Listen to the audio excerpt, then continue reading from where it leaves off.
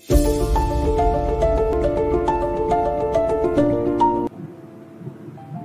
hello students. Welcome to Pudiyugam Academy. So, நம்ம வந்துட்டு பாத்தீங்கன்னா TNPSC syllabus ஃபுல்லாவே வந்துட்டு நம்ம ஸ்கூல் டெக்ஸ்ட் புக் வைஸ் நம்ம டாபிக்ஸா பார்த்துட்டு இருக்கோம் சரிங்களா. ஸோ அந்த வகையில் இன்னைக்கு வந்துட்டு பாத்தீங்கன்னா 8th ஸ்டாண்டர்ட் பாலிட்டியில how the state government works, மாநில அரசாங்கம் அப்படின்றது வந்துட்டு எப்படி செயல்படுகிறது அப்படின்ற டாபிக் தான் நம்ம பார்க்க போறோம். இது வரைக்கும் நீங்க நம்ம சேனலை சப்ஸ்கிரைப் பண்ணலன்னா சப்ஸ்கிரைப் பண்ணிக்கோங்கம்மா, அண்ட் அந்த பெல் ஐக்கானும் பிரஸ் பண்ணிக்கோங்க. அப்பதான் நோட்டிபிகேஷன்ஸ் வந்துட்டு உங்களுக்கு வந்து சேரும் கைஸ். ஓகேங்களா.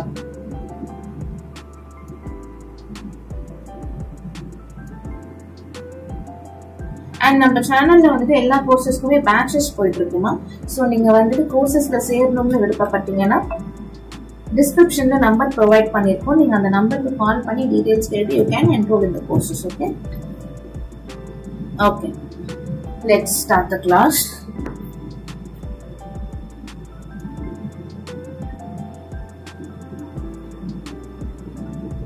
So இந்தியால வந்துட்டு பாத்தீங்கன்னா ரெண்டு வகையான அரசாங்கங்கள் இருக்கு. மத்தியில ஆள்றத வந்துட்டு மத்திய அரசுன்னு சொல்லுவோம். இன்னொன்னு எல்லா மாநிலங்களுக்குமே வந்துட்டு பாத்தீங்கன்னா ஸ்டேட் கவர்மெண்ட், மாநில அரசு அப்படின்னு சொல்லிட்டு இருக்குமா சரிங்களா. அண்ட் தமிழ் மீடியம் ஸ்டூடெண்ட்ஸ் நீங்க வந்துட்டு இப்பவே நோட்ஸ் எடுத்துக்கலாம். பிகாஸ் நான் எக்ஸ்பிளைன் பண்றது தமிழ் அண்ட் இங்கிலீஷ்ல தான் எக்ஸ்பிளைன் பண்றேன். ஸோ அதனால நீங்க ரன்னிங் நோட்ஸ் இப்பவே எடுத்துக்கலாம். தமிழ் ஸ்லைட் வர வரைக்கும் வெயிட் பண்ண வேண்டாம். ஓகேங்களா. ஓகே. ஸோ இந்த மாதிரி வந்துட்டு ஒரு ஸ்டேட் அட்மினிஸ்ட்ரேஷன், சட்டமன்றம், லெஜிஸ்லேச்சர், நீதித்துறை, ஜுடிஷியரி அப்படின்னு சொல்லிட்டு நிறைய விஷயங்கள் இருக்குமா. ஸோ இப்போ ஸ்டேட் எக்ஸிக்யூட்டிவ் பார்த்தலாம், மாநில நிர்வாகம். ஸோ மாநில நிர்வாகம் அப்படின்னா கண்டிப்பா அங்க வந்துட்டு கவர்னர் அப்படின்ற ஒருத்தர் இருப்பார், ஆளுநர் அப்படின்ற ஒருத்தர் இருப்பார் சரிங்களா. ஸோ மாநில அரசுடைய தலைவரா மாநில ஆளுநர் வந்துட்டு இருப்பார். ஸோ ஸ்டேட் கவர்மெண்டோட நாமினல் ஹெட்டா அந்த ஸ்டேட்டோட கவர்னர் வந்துட்டு இருப்பார், ஹெட் ஆஃப் த ஸ்டேட். இதே ரியல் ஹெட் ஆஃப் த ஸ்டேட்னு கேட்டாங்கன்னா, உண்மையான மாநில தலைவர் யார் அப்படின்னு கேட்டாங்கன்னா அது வந்துட்டு சீஃப் மினிஸ்டர் தான். ஓகேங்களா.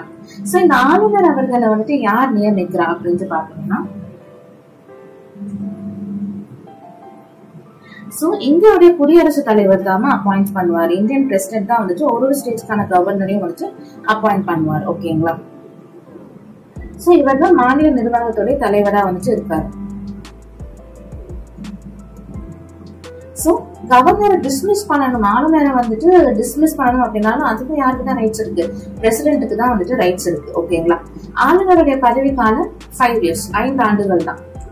சோ பதவிக்காலம் முடிகிறதுக்கு முன்பாவே அவர் வந்துட்டு அந்த பதவியில இருந்து குடியரசுத் தலைவர் நீக்கம் செய்யலாம். அதுக்கு பிரசிடென்ட்க்கு ரைட்ஸ் இருக்கு. இல்லைன்னா ஆளுநர் வந்துட்டு அவரோட அந்த டென்யூர் 5 years முடிகிறதுக்கு முன்னாடி அவர் ராஜினாமா செய்யணும்னு நினைச்சாருன்னா அவர் ரிசைன் பண்ணலாமா, அதுக்கும் வந்துட்டு கவர்னருக்கு ரைட்ஸ் இருக்கு. ஓகேங்களா. ஆளுநருடைய பதவி காலம் வந்துட்டு நீட்டிக்கவும் படலாம். அப்படி இல்லைன்னா வந்துட்டு அந்த கவர்னரை வந்துட்டு இன்னொரு ஸ்டேட்டுக்கும் வந்துட்டு என்ன பண்றாங்கன்னா பணியிட மாற்றம் செய்யப்படலாம். பட் ஒரு ஸ்டேட் கவர்மெண்ட் எப்பவுமே வந்துட்டு அந்த மாநிலத்துடைய ஆளுநரை பதவியில இருந்து நீக்க முடியாது. சோ அதுக்கான ரைட்ஸ் குடியரசுத் தலைவர் கிட்ட மட்டும்தான் இருக்கு. ஓகே. சோ இப்ப கவர்னர் ஆகணும் அப்படின்னா அதுக்கு என்ன குவாலிபிகேஷன்ஸ் அப்படின்னா, ஃபர்ஸ்ட் இந்திய சிட்டிசனா இருக்கணும். ஓகேங்களா. சிட்டிசன் ஆஃப் இந்தியாவா இருக்கணும். அண்ட் 35 வயது வந்துட்டு கம்ப்ளீட் ஆயிருக்கணுமா சரிங்களா. சோ இது என்ன ஏஜ் குவாலிபிகேஷன் நாம கேட்பாங்க. 35 வயது நிரம்பியவரா இருக்கணும். அண்ட் அங்க பாராளுமன்றம் அல்ல சட்டமன்ற உறுப்பினரா இருக்கக்கூடாது. இது தவிர ஆதாயம் தரும் எந்த ஒரு பதவியிலையும் வந்துட்டு அவங்க இருக்கக்கூடாது. சோ இதான் வந்துட்டு கவர்னருக்கான குவாலிபிகேஷன்ஸ் அப்படின்றது. சோ 35 years அப்படின்றது இம்பார்ட்டன்ட் கொஸ்டின். அண்ட் பிரசிடென்ட் வந்துட்டு ஒரு ஸ்டேட்டோட கவர்னரை வந்துட்டு அப்பாயிண்ட் பண்ணும் பொழுது மத்திய அமைச்சரவையோட ஆலோசனை கேட்டுதான் வந்துட்டு செயல்படுவார் சரிங்களா. அண்ட் வந்துட்டு பாத்தீங்கன்னா மாநில அரசாங்கத்தையும் கலந்து ஆலோசிப்பார். பொதுவா ஒருவர் ஆளுநரா அவரோட சொந்த மாநிலத்திலேயே நியமிக்க மாட்டாங்கம்மா. சோ வந்துட்டு பாத்தீங்கன்னா சென்ட்ரல் கவர்மெண்ட் மினிஸ்ட்ரிஸ் இருக்காங்க இல்லையா, சோ அவங்கதான் வந்துட்டு இந்த ஆளுநரை வந்துட்டு இந்த ஸ்டேட்டுக்கு வந்து அப்பாயிண்ட் பண்ணலாம்னு தேர்ந்தெடுத்து சொல்லுவாங்க. அப்பாயிண்ட் பண்றதுதான் பிரசிடென்டோட வேலை. பட் பிரசிடென்ட் அப்பாயிண்ட் பண்றதுக்கு முன்னாடி வந்துட்டு அந்த ஸ்டேட் கவர்மெண்ட், அந்த மாநில அரசாங்கத்தோடைய சிஎம் இருக்காருல, முதலமைச்சர் கிட்ட கலந்து ஆலோசிக்கிறதுக்கு அவருக்கு ரைட்ஸ் இருக்கு. சோ கலந்து ஆலோசிச்சிட்ட பின்னர் தான் வந்துட்டு ஆளுநரை வந்துட்டு நியமிப்பார். நெக்ஸ்ட் அதிகாரம் மற்றும் பணிகள், பவர்ஸ் அண்ட் ஃபங்க்ஷன்ஸ். சோ ஒரு கவர்னர் ஆளுநர் அப்படின்னா அவரோட பவர்ஸ் என்ன, அவரோட அதிகாரம் என்ன, பணிகள் என்ன அப்படின்றத பார்த்துடலாம். சோ ஆளுநர் அப்படின்றது ஒரு மாநிலத்துடைய பேரளவு நிர்வாகின்னு சொல்லுவாங்க சரிங்களா. நாமினல் எக்ஸிகியூட்டிவ் ஆஃப் த ஸ்டேட்னு சொல்லுவாங்க. சோ மாநில அரசாங்கத்துடைய நிர்வாக அதிகாரங்கள் வந்துட்டு ஆளுநர் கிட்ட தான் இருக்கும். அண்ட் மாநில அரசாங்கம் என்னெல்லாம் நிர்வாக செயல்கள் வந்துட்டு மேற்கொள்றாங்களோ எல்லாத்தையுமே கவர்னரோட பேர்ல தான் வந்துட்டு மேற்கொள்வாங்க. ஆளுநர் வந்து முதலமைச்சரையும் அவருடைய ஆலோசனை பேர்ல அமைச்சர்களையும் வந்துட்டு நியமிக்கிறார்.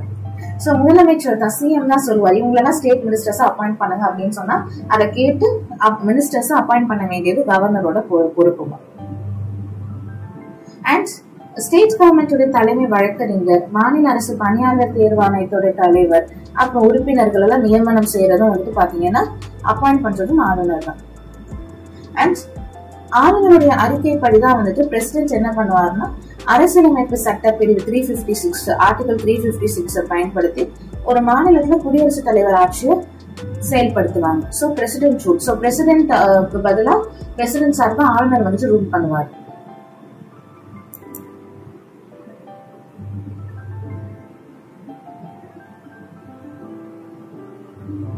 அண்ட் மாநிலத்துல இருக்கிற யூனிவர்சிட்டிஸோட சான்சலர், மாநிலத்தில் இருக்கிற பல்கலைக்கழகங்களுடைய வேந்தர ஆளுநர் வந்துட்டு செயல்படுவாரு. மாநில சட்டமன்ற கூட்டத்தை கூட்டுறதும் ஒத்தி வைக்கிறதுக்கான அதிகாரமும் வந்துட்டு பாத்தீங்கன்னா ஆளுநருக்கு இருக்கு. ஈவன் சட்டமன்றத்தை கலைக்கிற அதிகாரமும் வந்துட்டு பாத்தீங்கன்னா கவர்னருக்கு இருக்குமா. அண்ட் கவர்னருடைய அந்த ஒப்புதலுக்கு அப்புறம் தான் மணி பில்ஸ், பண மசோதாவே நீங்க வந்துட்டு லெஜிஸ்லேச்சர் சட்டமன்றத்துல கொண்டு வர முடியும். சோ சட்டமன்றத்துல இரு அவைகள் இருந்தது அப்படின்னா சோ கூட்டத்தோட நடைபெறாத பொழுது ஆளுநர் வந்துட்டு பாத்தீங்கன்னா அவசர சட்டத்தையும் பிறப்பிக்கலாம். எமர்ஜென்சி பில்ஸ், எமர்ஜென்சி ஆக்ட்ஸ் சொல்லுவாங்க. சோ அதையும் ஆளுநர் வந்துட்டு கொண்டு வரலாம். அண்ட் சட்டமன்றத்துல ஒரு ஆங்கிலோ இந்திய உறுப்பினரை வந்துட்டு பாத்தீங்கன்னா போதிய அளவு பிரதிநிதித்துவம் இல்லை அப்படின்ட்டு ஆளுநர் நினைச்சாருன்னா மாநில சட்ட மேலவைக்கு மாநில சட்டமன்றத்துக்கு அவர் வந்துட்டு நியமிக்கலாம். அண்ட் மாநில சட்ட மேலவைக்கு அறிவியல், இலக்கியம், கலை, சமூக சேவை, கூட்டுறவு இயக்கம் இந்த துறைகள்ல சிறப்பா பங்காற்றிய அறிஞர்கள்ல இருந்து ஒருத்தரை வந்துட்டு நியமிக்கலாம்.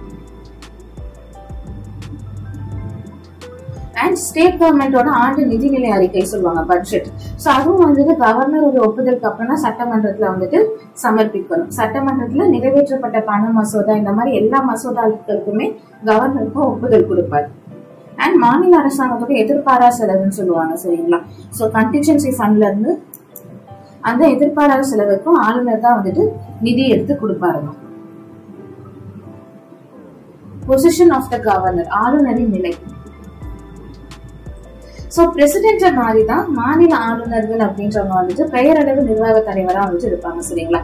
எப்பவுமே அவங்க அதனால பேரளவு தலைவரா மட்டும் இருக்கிறது கிடையாது. சோ அவங்களுக்கான அதிகாரங்கள் அப்படின்றதும் வந்துட்டு செயல்படுத்தப்படுது. சோ மத்திய அரசோடைய ஒரு முகவராகவும் மாநிலத்துல செயல்படுறாங்க கவர்னர்ஸ். சோ மத்திய அரசு அப்புறம் மாநில அரசு இதுக்கு இடையே வந்துட்டு பாத்தீங்கன்னா ஒரு பாலம் மாதிரி, ஒரு பிரிட்ஜ் மாதிரி வந்துட்டு தகவல்களை பரிமாறிக்கிறாங்க. அண்ட் கவர்னர்ஸ் நினைச்சா அவங்க முக்கியமான நேரத்துல அமைச்சரவைக்கு ஆலோசனைகளையும் வழங்கலாம்.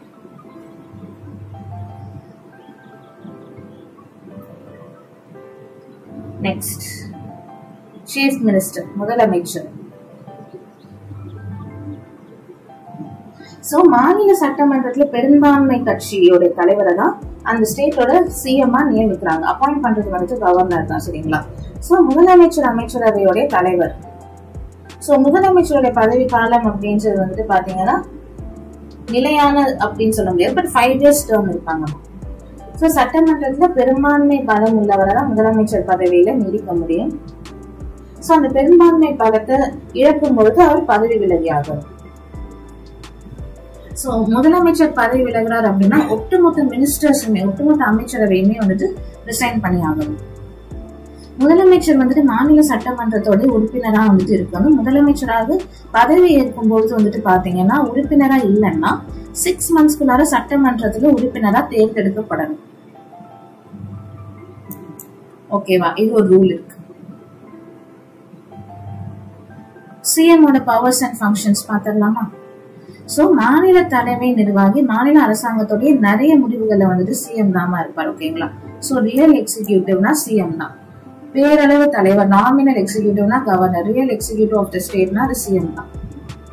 சோ மாநில முதலமைச்சர் அப்படின்றவர் வந்துட்டு அமைச்சரவை உருவாக்குவார். முதலமைச்சருடைய ஆலோசனை பேர்ல தான் அமைச்சர்களை வந்துட்டு கவர்னர் வந்துட்டு அப்பாயிண்ட் பண்ணணும். சரிங்களா? அண்ட் பல்வேறு துறைகளை கண்காணித்து ஆலோசனை கொடுக்கறதும் சிஎம் தான். அண்ட் பல்வேறு துறைகளுடைய நடவடிக்கைகளை வந்துட்டு அவர் சூப்பர்வைஸ் பண்ணுவார். ஸோ முதலமைச்சர் அப்படின்றவர் வந்துட்டு மாநில அரசாங்கத்துடைய கொள்கைகளை உருவாக்குறது, அப்புறம் அந்த கொள்கைகளை வந்துட்டு மக்களுடைய நலனுக்கு எடுத்துட்டு போறது, இந்த விஷயத்தெல்லாம் செய்வார். அண்ட் மாநில அரசாங்கத்துடைய உயர் பதவிகள் நியமனம் செய்யும் பொழுது வந்துட்டு பாத்தீங்கன்னா அந்த அமைச்சரவையில வந்துட்டு இதுல டாப் மோஸ்ட் பொசிஷன் சிஎம்க்கு தான் கொடுப்பாங்க.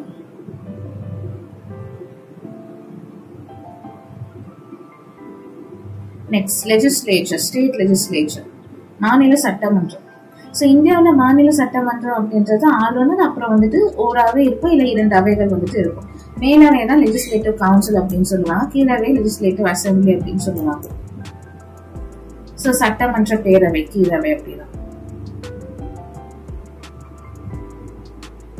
ஸோ எந்தெந்த ஸ்டேட்ஸ்லாம் வந்து பை கேமரல் ஈரவை சட்டமன்றங்கள் இருக்குன்னா ஆந்திரா, கர்நாடகா, மகாராஷ்டிரா, தெலுங்கானா, யூபி, பீகார். சரியா? ஸோ இந்த 6 ஸ்டேட்ஸ்ல மட்டும்தான் பை கேமரல் லெஜிஸ்லேச்சர் இருக்கு. இது இம்பார்ட்டன்ட் கொஸ்டின், கண்டிப்பா படிச்சுக்கோங்க. ஸோ தமிழ்நாட்டில் பை கேமரல் கிடையாது. ஸோ ஃபர்ஸ்ட் லெஜிஸ்லேட்டிவ் கவுன்சில் பார்த்தலாம், சட்டமன்ற மேலவை.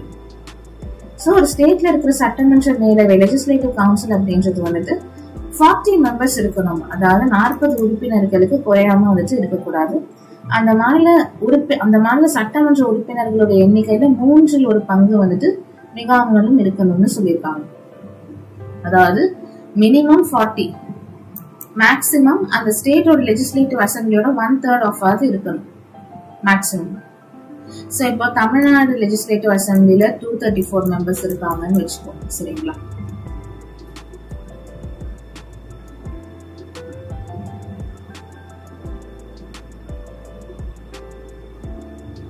So 234 divided by 3 na that is 78. சரியா?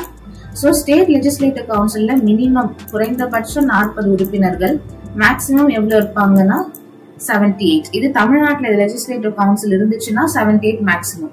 பட் தமிழ்நாட்டுல இல்ல. எப்படி கணக்கு போடணும்னு புரியுதா? மினிமம் 40 இருக்கணுமா, மேக்ஸிமம் எவ்வளவு சொல்றாங்கன்னா அந்த மாநிலத்துல இருக்கிற ஸ்டேட் லெஜிஸ்லேட்டிவ் அசம்பிளில 1/3 வந்துட்டு மேக்ஸிமம் இருந்துக்கலாம் லெஜிஸ்லேட்டிவ் கவுன்சில் சொல்றாங்க. சோ அதனால நான் தமிழ்நாடு எக்ஸாம்பிளா கொண்டு வந்து சொன்னேன். புரியுதா?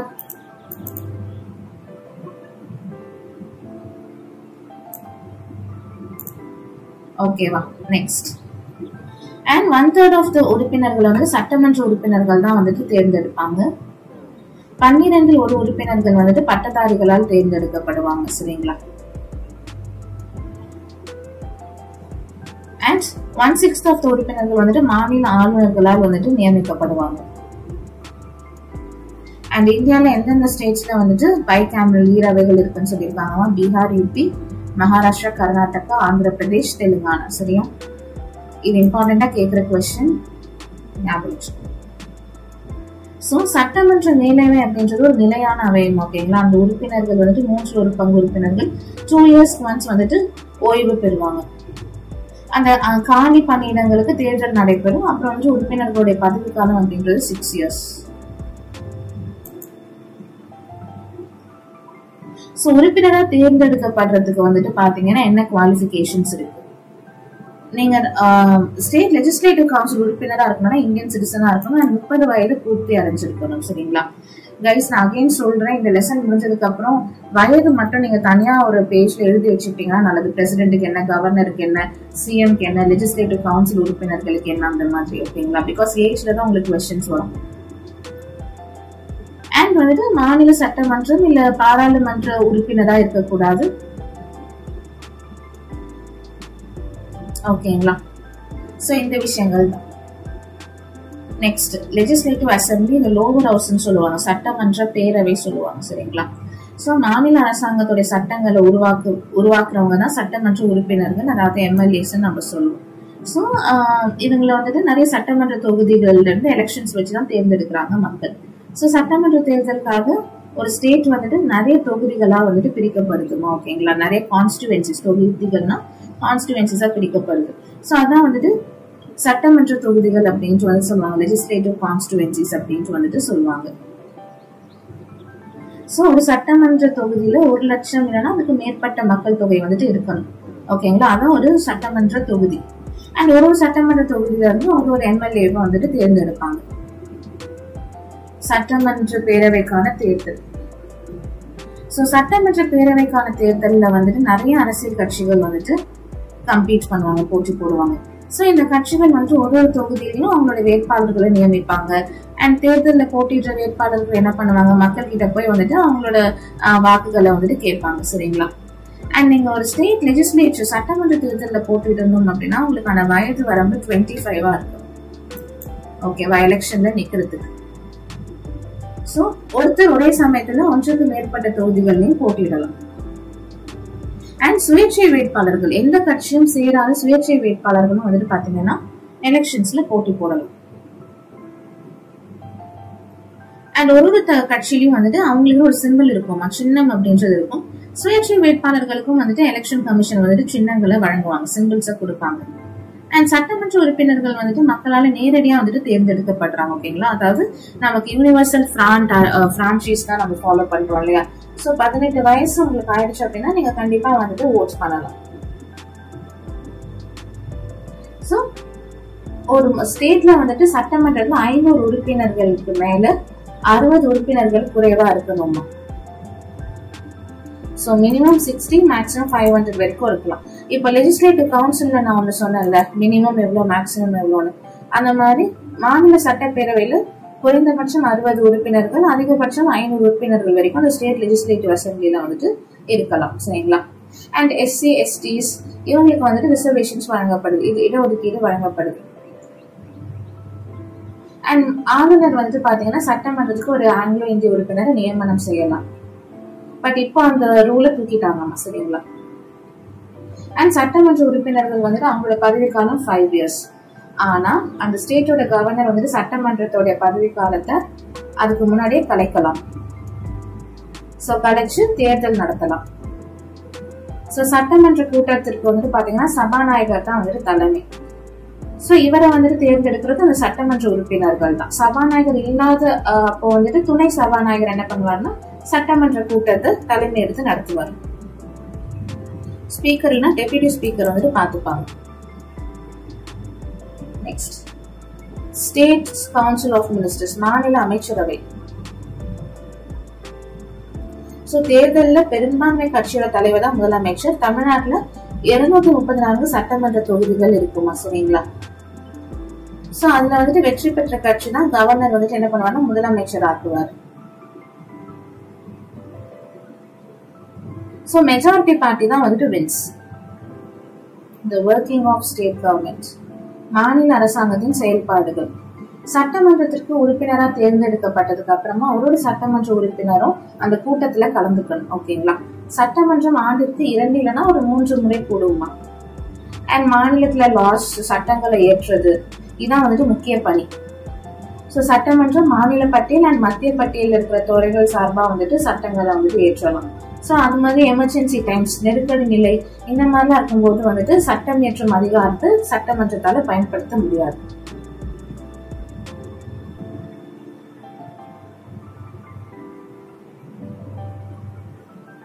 ஓகேங்களா. அண்ட் மாநிலத்தோடைய நிதியையும் கட்டுப்படுத்துது. நிதி மசோதா, இது மணி பில்ஸ், அதை வந்துட்டு சட்டமன்றத்துல மட்டுமே வந்துட்டு கொண்டு வர முடியும். நீங்க லெஜிஸ்லேட்டிவ் கவுன்சில் மேலவையில வந்துட்டு பண மசோதாவை வந்துட்டு கொண்டு வர முடியாது. அண்ட் சட்டமன்றத்துல அனுமதி இல்லாம மாநில அரசாங்கம் வந்துட்டு வரி விதிக்கவோ இல்லைன்னா வந்துட்டு வரியை குறைக்கவோ வரியை விலக்கிக் கொள்ளவோ டாக்ஸஸ் எல்லாம் முடியாது. ஸோ சட்டமன்றத்தை தேர்ந்தெடுக்கப்பட்ட உறுப்பினர்கள் என்ன பண்ணுவாங்கன்னா பிரசிடென்ட், குடியரசுத் தலைவரை தேர்ந்தெடுக்கும் தேர்தலையும் பங்கேற்பாங்க. மாநிலங்களவை உறுப்பினரை தேர்ந்தெடுக்கும் தேர்தலையும் சட்டமன்றத்துல இருக்க அனைத்து உறுப்பினர்களும் வந்துட்டு பார்ட்டிசிபேட் பண்ணுவாங்க. அரசியலமைப்பை திருத்தும் சில நேர்வுகள்ல கூட சட்டமன்றத்துல இருந்து கேட்பாங்க.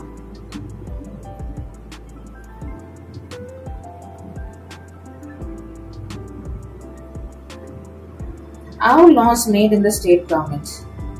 மாநில அரசாங்கத்துல சட்டங்கள் எப்படி இயற்றப்படுது. ஸோ ஃபார் எக்ஸாம்பிள் நீங்க வந்துட்டு ஒரு துப்பாக்கிக்கு வந்துட்டு லைசன்ஸ் இல்லாம வச்சுட்டு இருக்க முடியாது இல்லம்மா. சோ அந்த மாதிரி ஒரு பெண் 18 வயதிற்கு முன்பாகவும் இல்ல ஒரு ஆண் 21 வயதிற்கு முன்பாகவும் வந்துட்டு மேரேஜ் பண்ணிக்க முடியாது. இந்த மாதிரி விதிகள் எல்லாமே வந்துட்டு சாதாரணமா ஏற்றப்பட்டவே இல்லை. சோ இந்த மக்களால் தேர்ந்தெடுக்கப்பட்ட அரசாங்கம் வந்து இந்த மாதிரி சட்டங்களை உருவாக்குறதுக்கு முன்னாடி நல்லா யோசிப்பாங்க. பல்வேறு சட்டங்களை வந்துட்டு யோசிச்சுதான் வந்துட்டு உருவாக்குவாங்க. சோ கல்வி, சட்டம், ஒழுங்கு இதை பத்தி எல்லாம் முதல்ல டிஸ்கஷன்ஸ் நடக்கும், விவாதிப்பாங்க. விவாதிச்சதுக்கு அப்புறம் தான் வந்துட்டு பாத்தீங்கன்னா அந்த ஒரு லாஸ் எல்லாம் வந்துட்டு இயற்றுவாங்க. சட்டங்களை நடைமுறைப்படுத்துதல், எக்ஸிக்யூட்டிங் த லாஸ். சோ மாநில அமைச்சரவையோட பணிதான் சட்டங்களை நடைமுறைப்படுத்துறது அப்படின்றது. தமிழ்நாடு சட்டமன்றம் சென்னையில இருக்கு சரிங்களா. சோ ஒரு மாநிலத்துல சட்டமன்றம் அப்புறம் அமைச்சரவை பொதுவா வந்துட்டு எங்க செயல்படுதோ அதான் வந்துட்டு மாநிலத்துடைய தலைநகர். சோ தமிழ்நாடு தலைநகர் தான் வந்துட்டு சென்னை தான். சோ இந்த கார்ட்டூன் பார்த்தோம்னா ஒரு மசோதா எப்படி சட்டம் ஆகுதுன்றது. சட்டப்பேரவையில மசோதாவை அறிமுகப்படுத்துவாங்க. அப்புறம் அதை பத்தி விவாதங்கள், டிபேட்ஸ் எல்லாம் நடக்கும். அப்புறம் மசோதால திருத்தம் எல்லாம் கொண்டு வரலாம். அப்புறம் மசோதாவிற்கு ஆதரவும் பாதிக்கும் வகையிலையும் வந்துட்டு உறுப்பினர்கள் வந்துட்டு வாக்களிப்பாங்க சரிங்களா. சோ அப்புறம் தான் மசோதா வந்து நிறைவேறும். அப்புறம் ஆளுநர் சைன் பண்ணதுக்கு அப்புறம் அது சட்டமா மாறுது.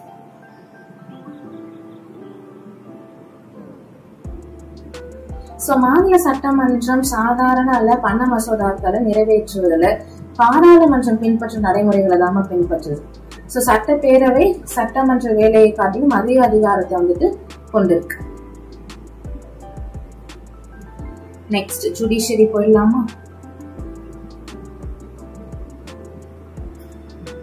மாநிலத்தின் நீதித்துறை சோ ஹைகோர்ட், உயர் நீதிமன்றம். மாநிலத்துடைய உயர்நீதி அமைப்பா உயர் நீதிமன்றம் தான் இருக்கு. சோ எல்லா மாநிலத்திற்கும் ஒரு உயர் நீதிமன்றம் வந்துட்டு இருக்கும். அண்ட் ஒரு 2 to 3 ஸ்டேட்ஸ், அதாவது ஒன்றுக்கு மேற்பட்ட மாநிலங்கள் இல்ல யூனியன் பிரதேசங்களுக்கு கூட பொதுவா ஒரு உயர் நீதிமன்றம் இருக்கலாம்னு சொல்லியிருக்காங்க. அண்ட் ஸ்டேட் ஹைகோர்ட்ஸ்ல வந்துட்டு ஒரு தலைமை நீதிபதி இருப்பாரு. சோ அந்த தலைமை நீதிபதியை வந்துட்டு பாத்தீங்கன்னா அப்பாயிண்ட் பண்றது வந்துட்டு குடியரசுத் தலைவர் தான், பிரசிடென்ட் தான்.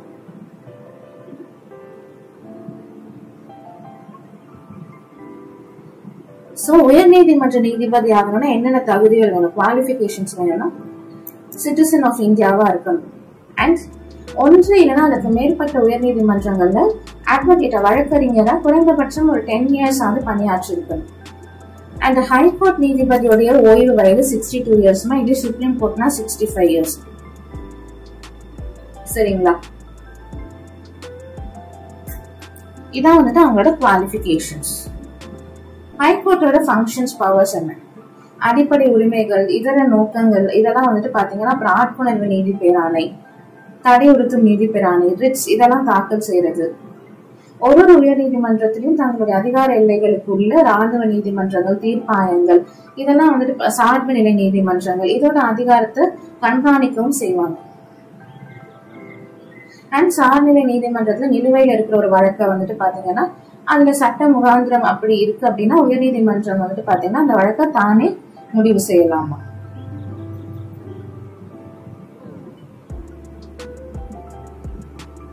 அண்ட் அதுல மாவட்ட நீதிமன்றங்களும் வந்துட்டு இருக்கு. ஓகேவா. சோ இது இம்பார்ட்டன்ட் கொஸ்டின்மா சரிங்களா. ஹைகோர்ட்டோட ஜட்ஜோட பதவி காலம், சுப்ரீம் கோர்ட் ஜட்ஜோட பதவி காலமும் நான் சொல்லிட்டேன். ஓகே, இப்போ புக் பேக் போலாமா. ஃபர்ஸ்ட் ஆன்சர் நீங்க ஒரு 30 seconds டைம் எடுத்து கூட சொல்லலாம்.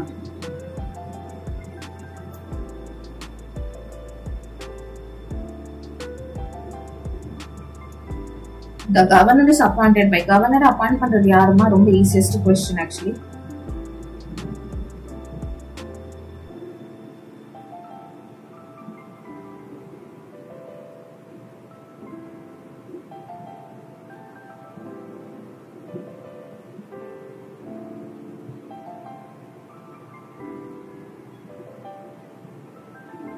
So governor appoint பண்றது குடியரசுத் தலைவர் தான், பிரசிடென்ட் தான். கரெக்டா? The state council ministers is headed by. மாநில அமைச்சரவைக்கு ஹெட் யாரு?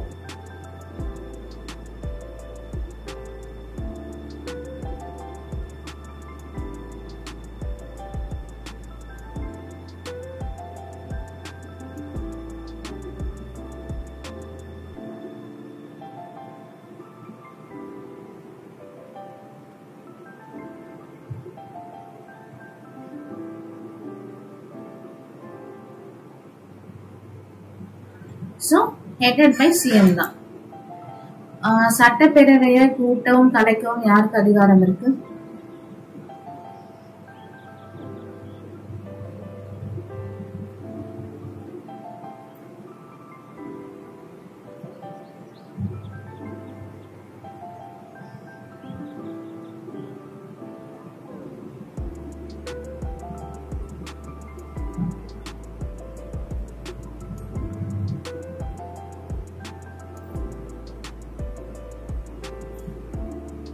சோ அதுக்கு கவர்னருக்கு தான் அதிகாரம் இருக்கு.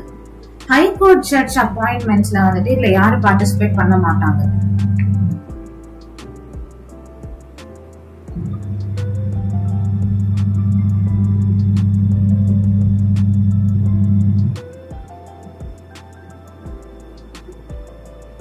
சோ அதுல வந்துட்டு சிஎம் பார்ட்டிசிபேட் பண்ண மாட்டாருமா, மத்த எல்லாருமே பார்ட்டிசிபேட் பண்ணுவாங்க. ஹைகோர்ட் ஜட்ஜோட ரிட்டையர்மெண்ட் ஏஜ் என்னதுமா?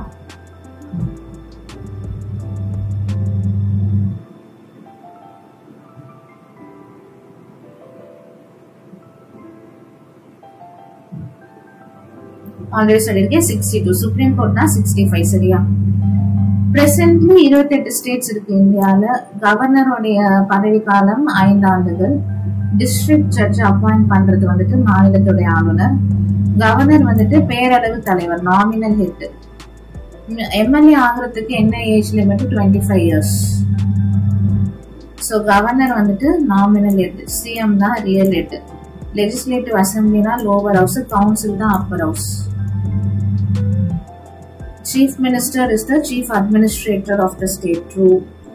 Governor வந்துட்டு 2 members வந்துட்டு ஆங்கிலோ இந்தியன் கம்யூனிட்டியை சேர்ந்தவங்கள லெஜிஸ்லேட்டிவ் அசம்பிளிக்கு நாமினேட் பண்ணுவாருன்னு சொல்லியிருக்காங்களா? ஃபால்ஸ்மா, 2 பேர்ல ஒருத்தரை தான் நாமினேட் பண்ண முடியும். அதுவும் அந்த ரூலை இப்ப தூக்கிட்டாங்க. சரியா? ஹைகோர்ட் ஜட்ஜஸோடைய எண்ணிக்கை வந்துட்டு ஃபிக்ஸ்டு கிடையாது. ஆமா, ஃபிக்ஸ்டு கிடையாது. ட்ரூ தான். நெக்ஸ்ட், ஸ்டேட் லெஜிஸ்லேட்டிவ் அசம்பிளி வந்துட்டு பிரசிடென்ட் எலெக்ஷன்ல பார்ட்டிசிபேட் பண்ணுவாங்க. ராஜ்யசபா மெம்பர்ஸ் தேர்ந்தெடுக்கிறதுல பார்ட்டிசிபேட் பண்ணுவாங்க. லெஜிஸ்லேட்டிவ் கவுன்சில் வைஸ் பிரசிடென்ட்க்கு மட்டும்தாங்க பார்ட்டிசிபேட் பண்ண மாட்டாங்க. ஓகே, எல்லாமே பார்த்தாச்சா? ஓகேமா, thanks a lot for watching. Next கிளாஸ்ல பார்க்கலாம். பிரீஃப் ஆன்சர்ஸ்ல நீங்க பார்க்கணும்னு அவசியம் இல்லை கைஸ். ஓகேங்களா? So this is enough.